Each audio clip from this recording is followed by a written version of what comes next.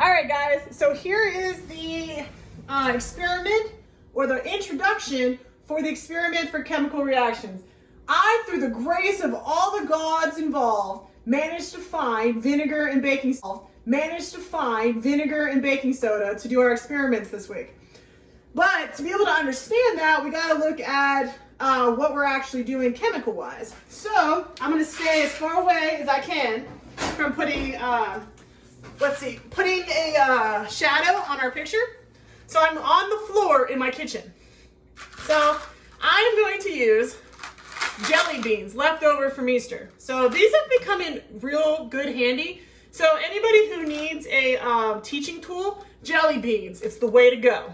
So this, my friend, right here, represents all of the molecules, or all of the atoms technically, in a vinegar baking soda experiment. So here are they all together. So the first thing we're going to do is we're going to pour these out, and we're going to put these, the first activity is putting these in the right spots. You can do this at home by you can pick any material that comes in 1, 2, 3, 4 different colors. So if you have Legos, if you have little balls, if you have, jelly beans, you can do this with different types of cereals. As long as they have 4 different colors, you're gonna be okay. Now, it may look complicated, but it's really not. I will put these chemical formulas a little closer to you once I'm making the video. If you look here, you have the baking soda, and that's NaHCO3. That is the chemical formula for baking soda. The chemical formula for vinegar is HC2H3O2. Now, just like we do in math, this side of the equation for the chemical formula has to match this side of the equation. And I did the math down here.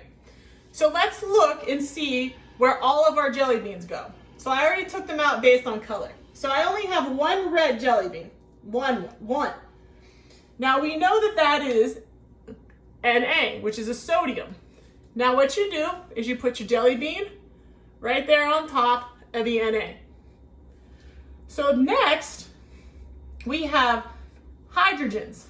I have 3 hydrogens because this thing right here is one system, and that's HC. Oh, no, I don't.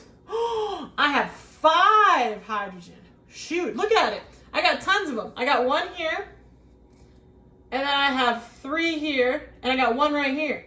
So sorry about that. I got a little confused myself. So I need the one where I have 5. So I have, let's see, how many jelly beans do I got?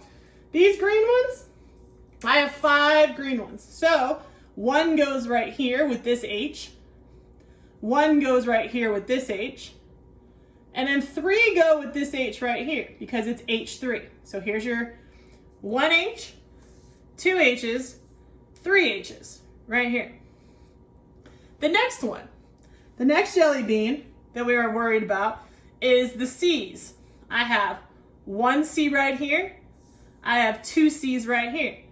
So in that situation, I have yellow jelly beans because you put your 1 atom there, and then you put your 2 atoms right here.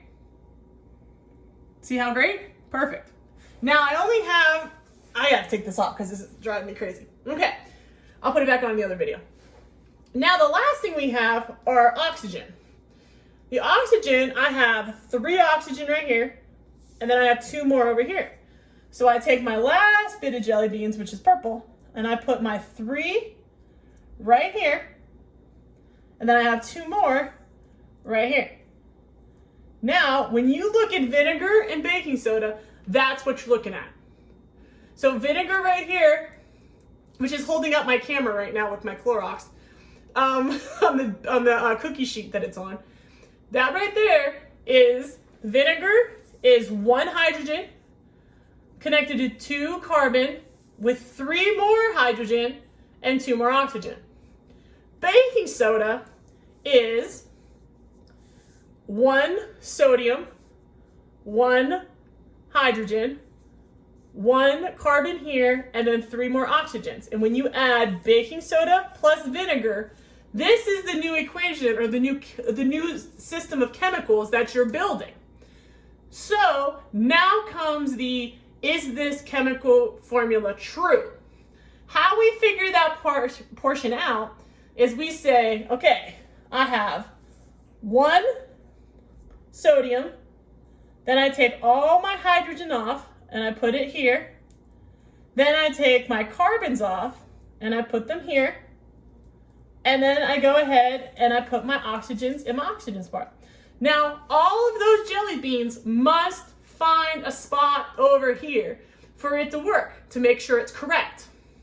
Now, so I have 1 Na right here, so I take my only jelly bean and I say, here's my Na. So you're good there. Now I have 2 Cs, 2 carbons. So I'm going to take 2 jelly beans, I'm going to put them here.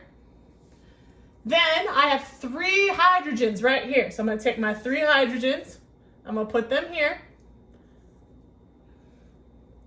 Then I have 2 oxygens, I put those here. Then I have 1 C, and then I have 2 more oxygen, and then at the end I made water. So I have 2 hydrogens and 1 oxygen. Do I have any jelly beans left over?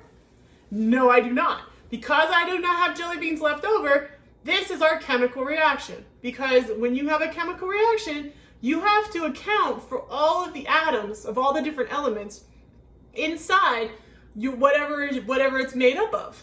So, as you can see, it balances. You have the same amount of atoms over here as you have over here, but it becomes a completely different thing. So, as you can see, these chemical formulas are very different from each other, but they have the exact same atoms inside the substance. Isn't that amazing?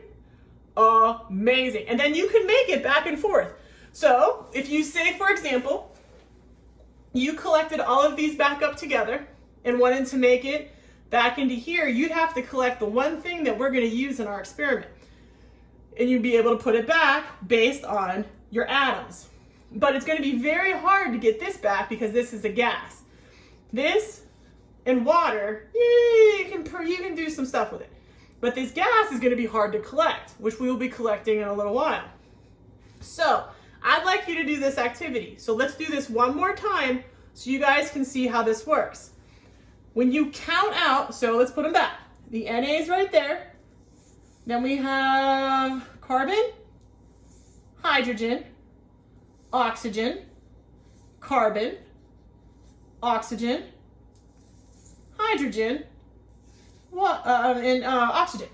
So what you do is, like I said, math-wise, you can see that it works. You can see that the numbers down here work and the numbers over here work. But sometimes we gotta actually physically touch things and we gotta make sure things work. So let's build our chemicals one more time so you guys know. Each one of these is an atom, and we have to measure the atoms out to make sure that our chemical formula works. So Na is a sodium. Then we have a hydrogen, which I put here. Then we have a carbon, which I put here.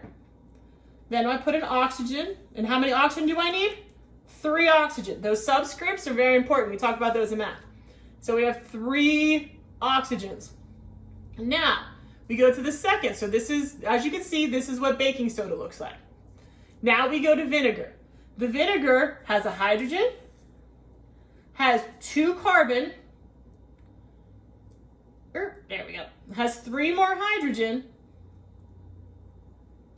and then has 2 oxygens on the end. Okay, so we've put baking soda together and we put vinegar together. Now when we add these 2 compounds together and we go, now we're just gonna mix y'all up. All right, so we're gonna put you back in your bowl. And we're gonna mix it all together. So what I did is with our atoms, I put baking soda and vinegar together and I mixed it all up. When I do that, when it comes back out, when it comes back out, we have to know what goes where.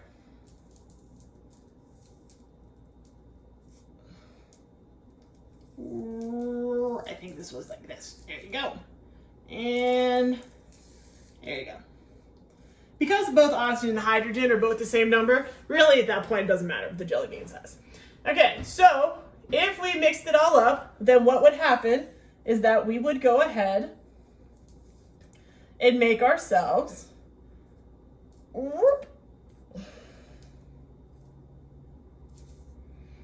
there we go. Put all of our stuff back down where they're supposed to be. And, whoop, right, one right there and one over here. So we mixed it back up all again, and I have, when you mix vinegar and baking soda together, you get sodium phosphate, you get water, and you get carbon dioxide, which is a gas. This gas is what we are trying to make for our experiments today. So I have 3 experiments this week. One is going to be or maybe I should keep them, no, I won't keep them a secret. One, we're gonna be dissolving calcium with vinegar. 2, we're gonna be doing a magic trick with a candle.